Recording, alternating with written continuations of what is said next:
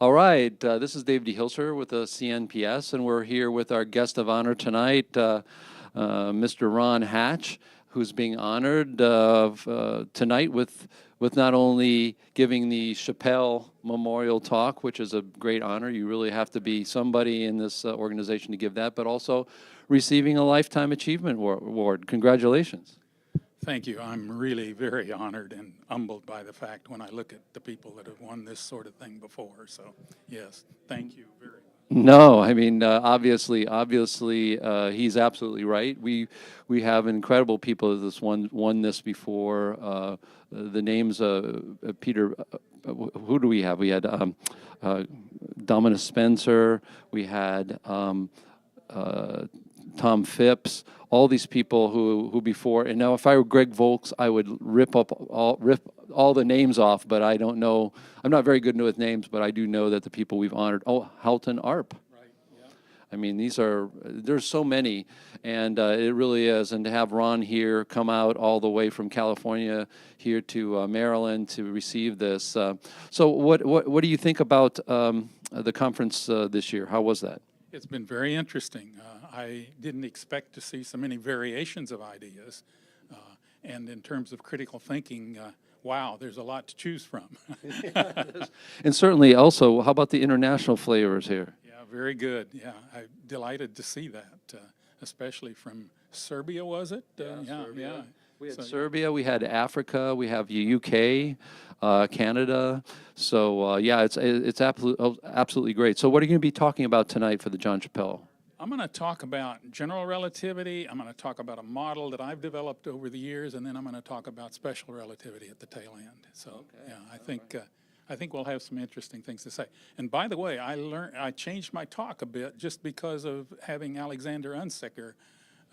He is an amazing guy, and I really appreciate your bringing our attention to him. So yeah. No, I guess I have no fear when it comes to that. And when I see somebody I like that's really great for the CNPS, I have no fear of going right after them and saying, come and talk, you'll have a great... I think in some sense it was probably one of his better audiences. Probably he had more people in agreement. He would probably be more of a mainstream than us in general. Yeah. So, but it was really, really wonderful. He's a wonderful guy, and I think that was really something important for us to have. That was worth the meeting, just that 2 hours with him even. So, yeah, well, that's great. That's great. That's what's important. Well, anyways, congratulations. Thank you. And we look forward to the talk tonight and you receiving the awards. Congratulations. This is David D. Hilster at the CNPS 2016.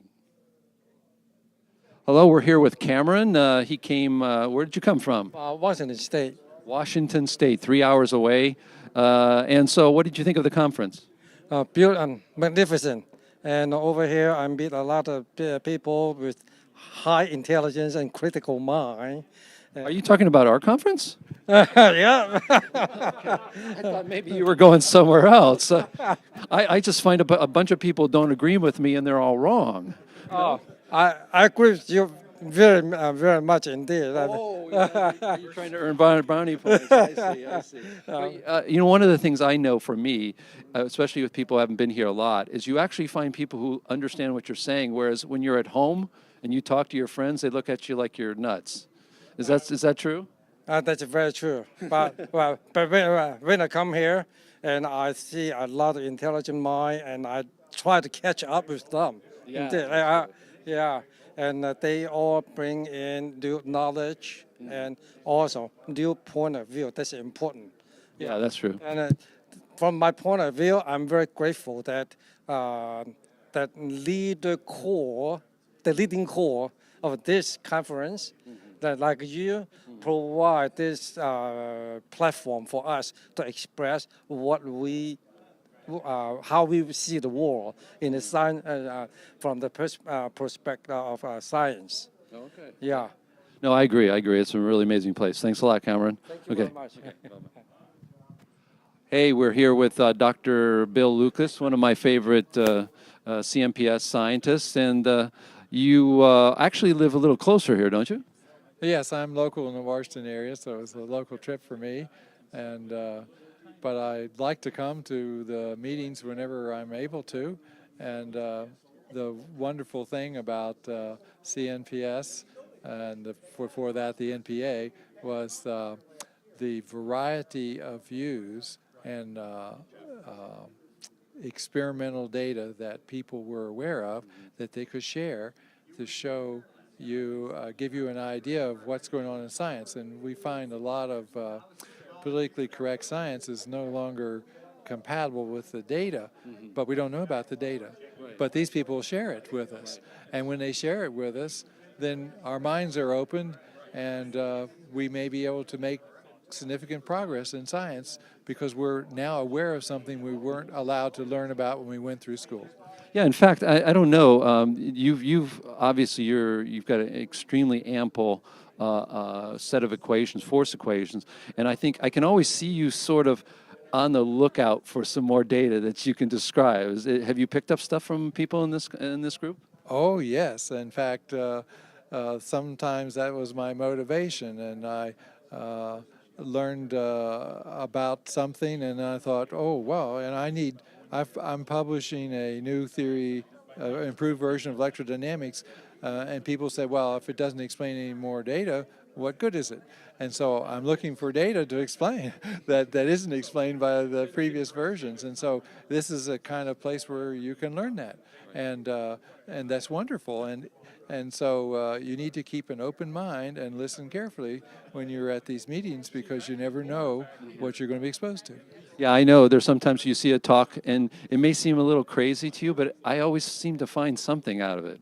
Oh yeah, I see similarities in the work that people are doing, even though their models are very different, sure. But there's some similarities, and those similarities are very interesting, and they often are similarities with my own work. Right. And so I see that people can see bits and pieces of what's going on in science, and they use their common sense. Mm-hmm. And so we are able to think more critically using common sense than the scientific community as a whole. Right. Well, thank you very much, Doctor. Thank you very much. Yeah, I'm here with one of the people who've been around I've seen this guy around for many years, and I always used to call him young because he was my age, but now I don't call him young, but I realize if I don't call him young, I'm not calling myself young. But we're really happy to have Curt back. He's been away working, running companies and stuff like that. But so, what are you thinking about this year's conference? I'm very impressed with this year's conference. It's I know it's new on the paradigm of this. I think it's the second event of right. This, and it was amazingly well done. Greatly organized. Thank you very much. Great speakers, a great venue. Lots of time to sit around and talk and right. Just brainstorm with people, and you really get to understand where people are coming from when you can sit across the table from them and talk right. to them, and that's a.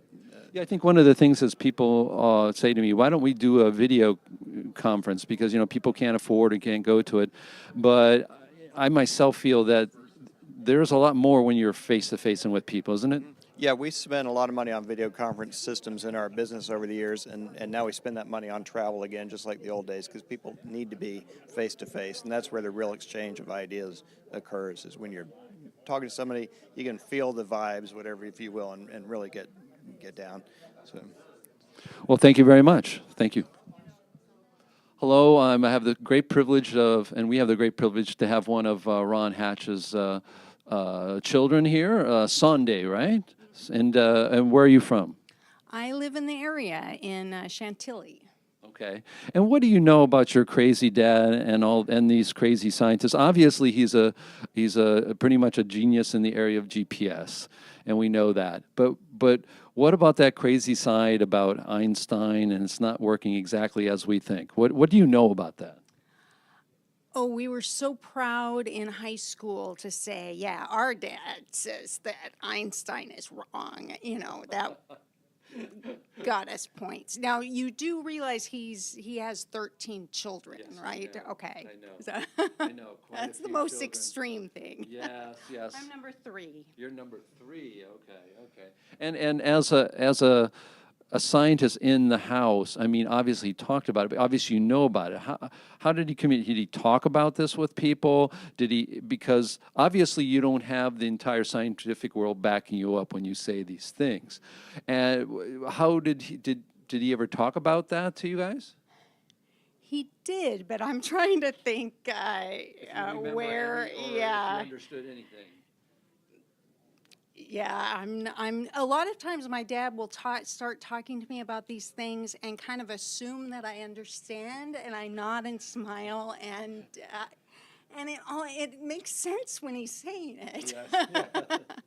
So yeah, that's quite nice. And what do you think about him receiving this award? Wonderful. I'm thrilled. I can't think of a better person. You know, I think he's the smartest person in the world, and love to see him get, as well as the nicest. Yeah, and it's nice to see him get recognition. And I don't mean philanthropy, but just generous in his, because he really spends the time to talk about he takes the time to talk about what he's doing, and he's a busy man. And I don't know if you know also that he's taking care of my mom with Alzheimer's, and he's just beautiful. All of us are just amazed. You know, his love for her just shines through. Well, that's good. So he's not one of those scientists who ignores his family, and like Tesla and I don't know if Einstein, but a lot of scientists, they abandon their families, but he doesn't do that. No. Well, thank you very much. It's a great honor to have you here. Hello, I'm with Slobadon, and you're from Serbia, correct? Yes, coming from Serbia. All right, so you came. Living here in the United States. Okay. All right. Okay, that's really great. So what did you think about the conference? Because you did come a long way, obviously. Was it worth the trip? Yes, I think definitely, because of opportunity to not only present my paper, which I hope will contribute to the mission of the society, but also that I was in situation to see very important and valuable presentations, including today's one, and to witness, to experience the work or the method, the ways you are running this society, in particular the intentions to provide more organizations, more structuring, to be more effective regarding maybe some potential ultimate outcome. Absolutely. I saw that you were working with some other scientists here just before the dinner here. You guys, are you already cooperating with other people in the group? Actually, it happened that I was in touch with Dr. Hatch, actually. Right. It was in California when I was working for SERF and clashed with second acid postulate and lost the job. And actually, he acted as kind of a pretty indirect encouragement for me. For one thing, that he already kind of overcome the stuff from the kind of special theory issues and witnessing that in GPS there is no anything from special theory relativity used, and the general relativity related frequency corrections is totally irrelevant for the functioning as well. And in particular, that I saw that he was kind of proposing an alternative formula for gravity compared to the general relativity one.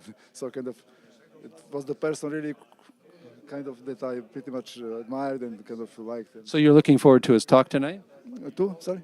He's going to be talking tonight, yes. I know that, and I'm looking forward for his talk, definitely, yeah. Well, thank you very much, Slobadon. Thank you.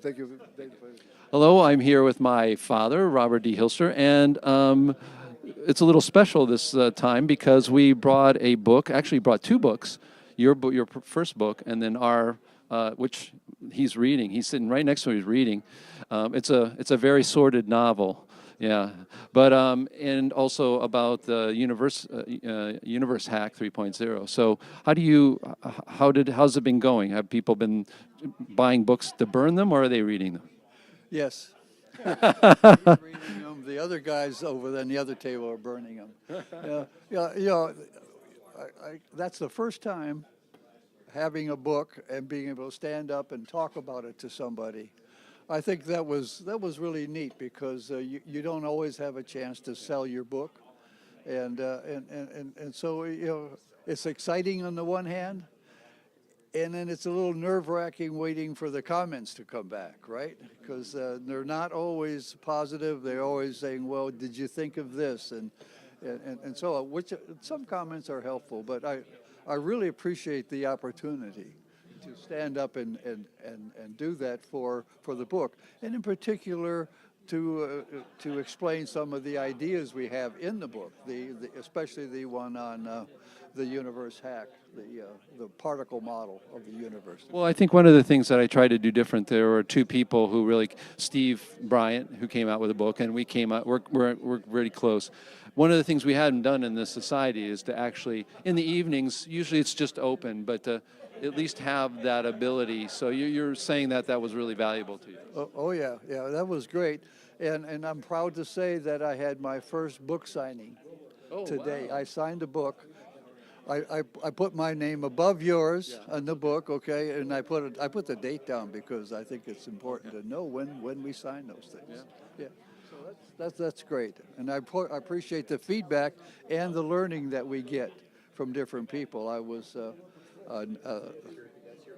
Slobadon or whatever his name. He really particularly hit a cross section of what I've been doing. And listening to what him saying, I really wanted to go talk to him, and I haven't had a chance. He's sitting right next to me, but the environment here is more social, which is good. But it's been a great conference.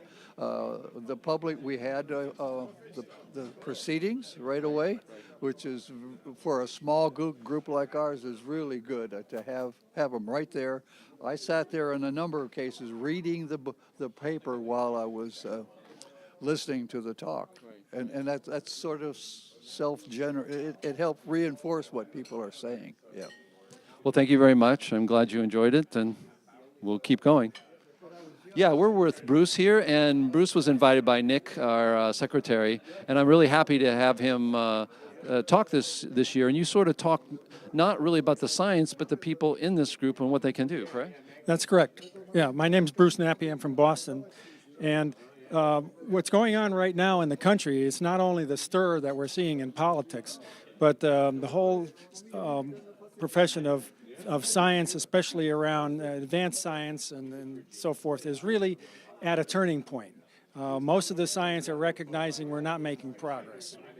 So, but there are many, many theories. So we're up against a new problem, which is how do you get people with so many different theories to work together to sort out which ones are right? And a lot of people feel these are pretty strong feelings about, this is my science, I developed it, am I going to have to give it up? So I think we're at a real turning point, and when most of the science in the country is fairly uniform, an organization like this, where people have been looking for years to say what's wrong, turns out that this is be a great time to get this organization going and take a leadership role.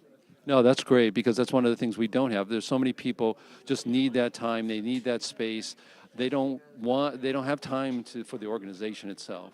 So one of the things you were talking about, which I really agree with, is we need to find people in the organization who are willing to take time for the organization, as well as if they're doing their own work. And that's tough sometimes. Sure. I mean, and not only are we up against turning point in society, but there's a lot of stress on people. So they have less and less time to do it.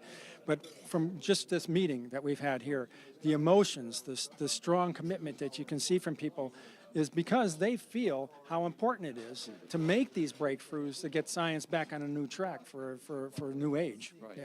All right. Well, thank you very much. It was great to have you. We loved your talk. Enjoyed the show. Okay. Enjoyed the program. Okay. Hello, I'm here with Musa, who was here actually in our last year's conference, and he travels all the way from Nigeria and Africa. And so, Musa, how was the conference this year? How did you feel it went?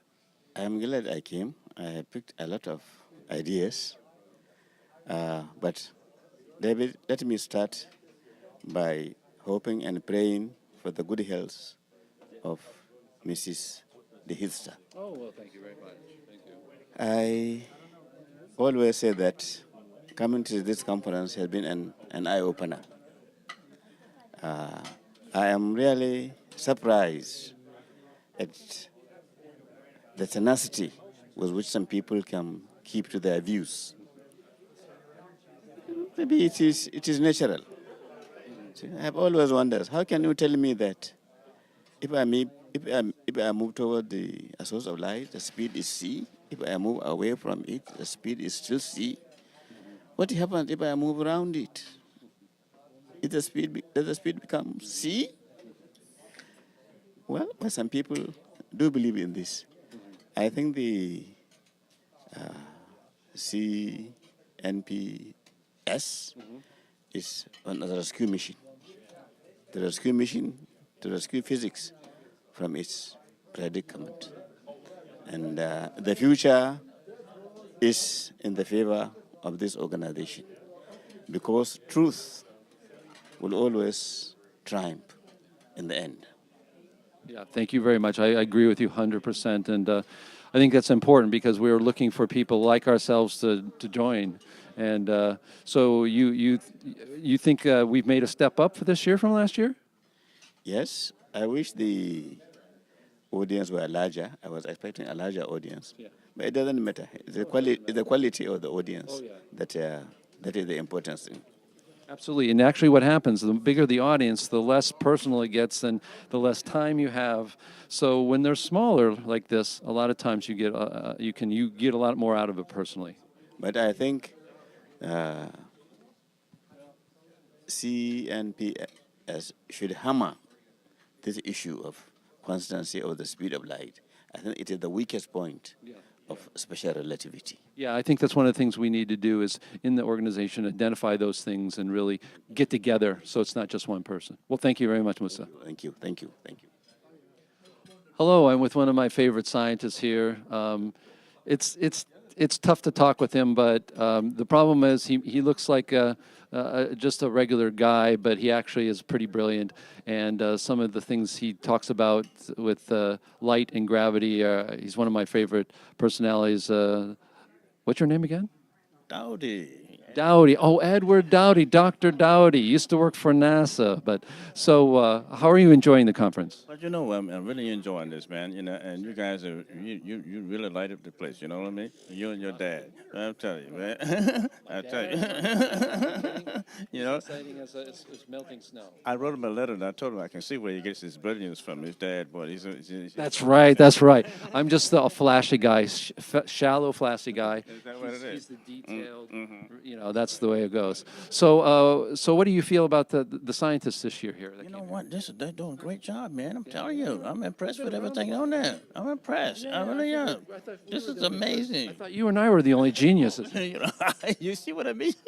But his mom is not here. He's off the chain. Yeah, that's it. He broke the ball. Don't tell him we went to Hooters. Okay, oh man. No, we didn't do it. We didn't do that. So what would you say to people who maybe have their ideas and they don't think they're out? They know it's outside the mainstream. What would you say to a person like that about this organization? Well, I'm saying what you're doing here is what should have been going on years ago. I mean, among the mainstream scientists, especially those who have different opinions about certain things, you know. And what we're doing, we would be much better off if we had been doing this all along. And I think you're encouraging the interactivity, you know, interactive exchange between us, and that's very important. And I think we should do more of that among the mainstream physicists, you know. No, absolutely. But thank you so much talking with you. And we had to talk with him. That was just, you know, he feels bad, we know. Yeah, I feel left out, you know what I mean? All right, we'll see you. Hello, I'm with one of my favorite people to debate with. He's an ether guy and I'm a particle guy, but we certainly love to get at it, and that's Duncan Shaw. Welcome. Thank you. It's great to be here, and I'm enjoying this conference. All right. So you were here last year. I think this year we tried to step it up a little. What were some of the things that impressed you this year? The level of debate, the level of the papers and the submissions that were made, and having more people here to talk with and to knock around ideas, because everyone who comes is very interested in what they're doing. They all have their own ideas, as do you, as do I. And it's very useful to hammer away at some of these things. And most of us are eating and breathing this from the time we get up in the morning until we go to bed at night. And that's great. So what do you feel, two questions. One is, what do you feel, I know this is something important to me, but isn't it great to come to a place where sort of everybody understands what you're saying? You know what I mean? And I mean understand in the sense that when you talk these terms, they get them. It doesn't matter that they agree. When we talk with our friends, they don't get it so much. It's like we're all in the same kind of boat. Do you get that feeling? You land on one of the principal reasons I'd like to come to a conference of this nature. Right. And you also mentioned that we this year tried to get a speaker here, a special speaker, which was Dr. Unziger. What did you feel about that? I thought his presentation was one of the best we could imagine, and his handling of the questions, which were not that simple at the end, was a triumph of diplomacy. No, getting him, I thought, was something that made this conference particularly special. Yeah, I agree. I thought I was totally amazed. I think at the end I summed it up that you're not only going against the mainstream as a very public figure, but you're coming into a den of lions because we're not the easiest group to deal with, and he still diplomatically did it without, stepping on people's toes, but then also being open to it. So, well, thank you very much, Duncan. I'm delighted to be here, and congratulations on putting this together. Okay, well, thank you very much. Thank you. Hello, we're here again at the CNPS conference here, and we're with one of the younger, more brilliant minds here, Thomas, right? Yes, yeah. Great to be here, David. Yeah, I'm Thomas Burwell. Right. So what would you say to young people out there now who are saying, look, we have to do this on our own. We have to be critical thinkers. We have to go to the internet and look, well, if someone says the Big Bang's wrong, maybe I should investigate that, or, hey, expansion tectonics could be really what's going on. What would you say to young people about a group like this? Is this something you would recommend they come by and see, open their minds, or? Absolutely, yeah. I think, naturalphilosophy.org has some great information on there. I feel like the things that I really have been meaningful in my education are the things that I pursued on my own. And that's the way to learn is follow your natural interests and keep an open mind. Absolutely. Well, thank you very much, Thomas. It was great to have you here. Thank you, David. Yeah, it's an honor, a real honor. Yeah. Well, thank you very much.